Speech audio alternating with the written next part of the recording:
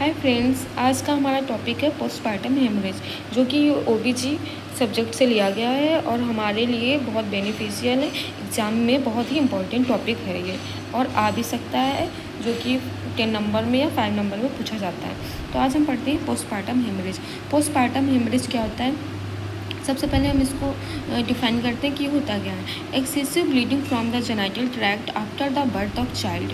जब बेबी की डिलीवरी हो जाती है उसके बाद में क्या होता है, जेनिटल ट्रैक्ट से एक्सेसिव ब्लीडिंग होने लगती है, उसको पोस्टपार्टम हेमरेज बोलते हैं। फिर इसमें हम पढ़ते हैं वेजाइनल डिलीवरी अगर हुई है, उसमें ब्लड लॉस हो रहा है 500 ml से ज़्यादा, तो ये हो सकता है। और सिजेरियन सेक्शन हुआ है, उसमें 1000 ml से ज़्यादा ब्लड लॉस हो रहा है, तो वो पोस्टपार्टम हेमरेज में आएगा। अब हम इसके क्लासिफिकेशन पढ़ते हैं।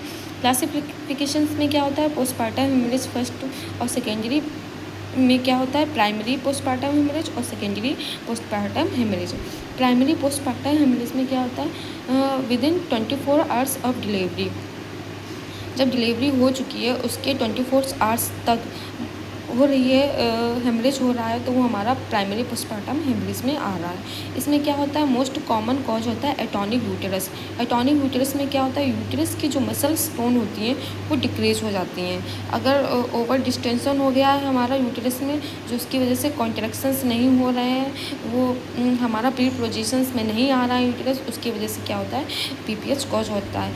तो दूसरा आता है सेकेंडरी पीपीएच। सेकेंडरी पीपीएच में क्या होता है, PPH occurs after 24 hours to 6 weeks of delivery. इसमें क्या होता है, 24 आवर्स से लेकर 6 वीक्स ऑफ डिलीवरी होती है, जिसको हम पिपेरियम भी बोलते हैं। उसमें अगर डिलीवरी हो एक्सेसिव अमाउंट ऑफ में ब्लीडिंग हो रही है, उसको हम पढ़ते हैं secondary PPH.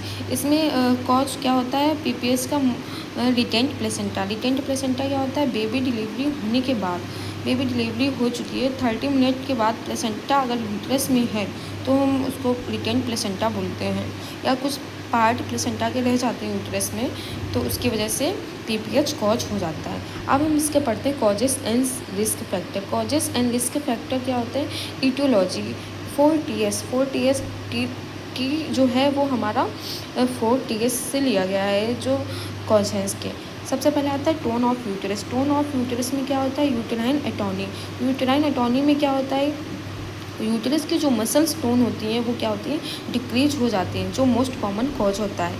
Uterine atonic common होता है, 70% होता है, पाया जाता है। फिर आता है टिश्यू। टिश्यू में क्या होता है, रिटेंट प्लेसेंटा और मेम्ब्रेन। रिटेंट प्लेसेंटा में हमने पढ़ा था कि रिटेंट प्लेसेंटा क्या होता है, जिसमें प्लेसेंटा होता है वो हमारा यूटेरस में रह जाता है आफ्टर डिलीवरी 30 मिनट बाद, उसका एक्सपल्सन नहीं होता, या कुछ पार्ट्स होते हैं प्लेसेंटा के वो हमारे यूटेरस में रह जाते हैं, जिसको हम बोलते हैं रिटेंट प्लेसेंटा। ये हमारा था second tissue.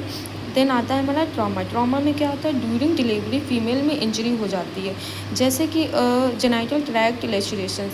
Genital tract laceration अगर हम किसी इंस्ट्रूमेंट का यूज कर रहे हैं और वैक्यूम डिलीवरी कर रहे हैं, उस समय में वजाइना में लेसरेशन हो गया, या यूटेराइन्स मसल्स जो है उसमें इंजरी हो गई है, उसकी वजह से हमारा ये ट्रॉमा हो गया है, तो वो हमारा कॉजेस आ सकता है 3rd नंबर में। फिर आता है थ्रोम्बिन। थ्रोम्बिन में क्या होता है, कोगुलोपैथीज या कोगुलेटिंग फैक्टर डिसऑर्डर हो गया है, उसकी वजह से ये कॉज करता है। अब हम पढ़ते हैं रिस्क फैक्टर। रिस्क फैक्टर में सबसे पहले क्या आता है, यूटेराइन फैक्टर्स। यूटेराइन फैक्टर्स में आता है यूटेरस के कुछ फैक्टर होता है, जैसे ओवर डिस्टेंशन। ओवर डिस्टेंशन में होता है ज़्यादा यूटेरस जो होता है वो उसको मसल्स ओवर डिस्टेंस हो जाती हैं, जैसे कि मल्टीपल जेस्टेशन। मल्टीपल जेस्टेशन की बार बार प्रेगनेंसी कंसीव हो रही है, बर्थ हो रही है, उसकी वजह से होता है, ठीक है, जल्दी ही मतलब टाइम पीरियड्स में हो रही है। देन आता है हमारा प्लेसेंटा ऑफ नॉर्मलिटीज़। प्लेसेंटा ऑफ नॉर्मलिटीज़ में क्या होता है, प्लेसेंटा प्रीविया होता है, जो प्लेसेंटा प्रीविया हमारा आ जाता है प्लेसेंटा ऑफ नॉर्मलिटीज़ में। जो प्लेसेंटा होता है वो यूटेरस के लोअर सेगमेंट में आ जाता है। जो प्लेसेंटा होता है वो हमारा यूटेरस के लोअर सेगमेंट में आके वहाँ इम्प्लांट हो जाता है। देन आता है प्लेसेंटा एक्सरीटा। प्लेसेंटा एक्सरीटा एक ऐसी कंडीशन होती है जहाँ जो यूटेरस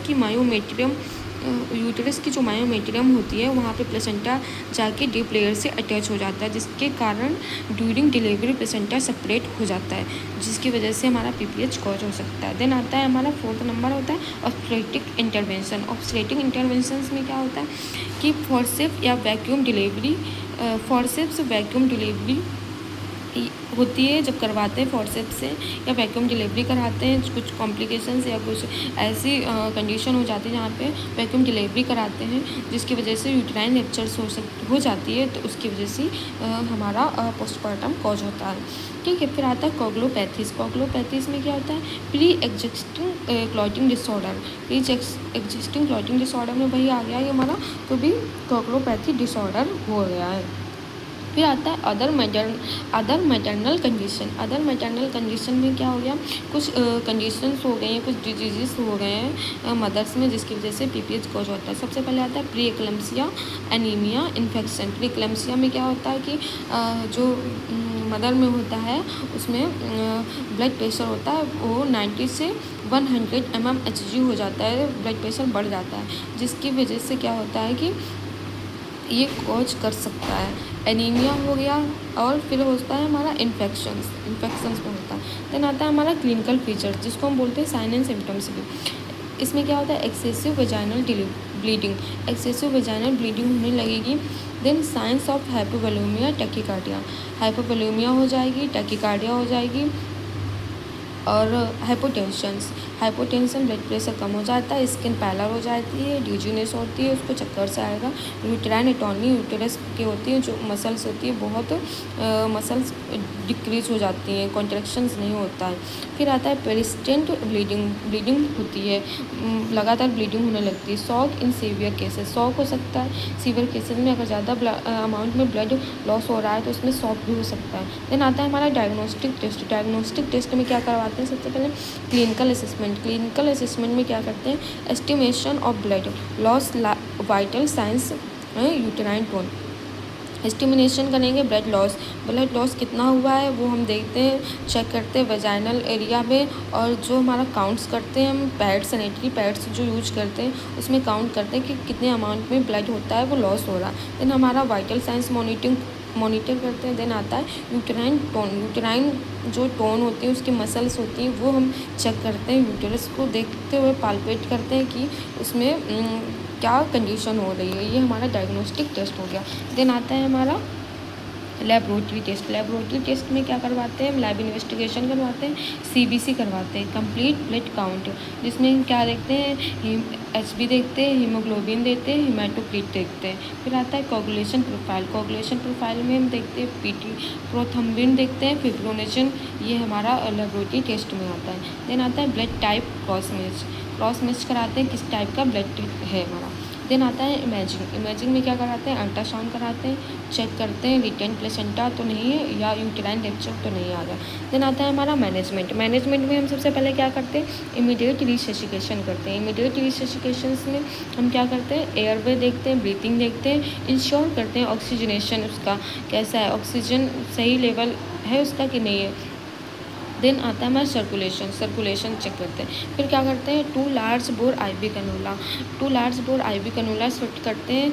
अगर फिर उसके बाद आईवी फ्लूइड्स स्टार्ट करते हैं। आईवी फ्लूइड्स में आरएल देते हैं, एनएस देते हैं, ठीक है। ब्लड ट्रांसफ्यूजन कराते हैं फिर रिक्वायरमेंट्स।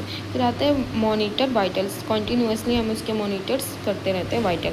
देन आता है हमारा स्पेसिफिक इंटरवेंशन, हमने पढ़ लिया इमीडिएट रिससिकेशन। देन आता है हमारा दूसरा है इसी का स्पेसिफिक इंटरवेंशन, ये हमारे मैनेजमेंट में आता है।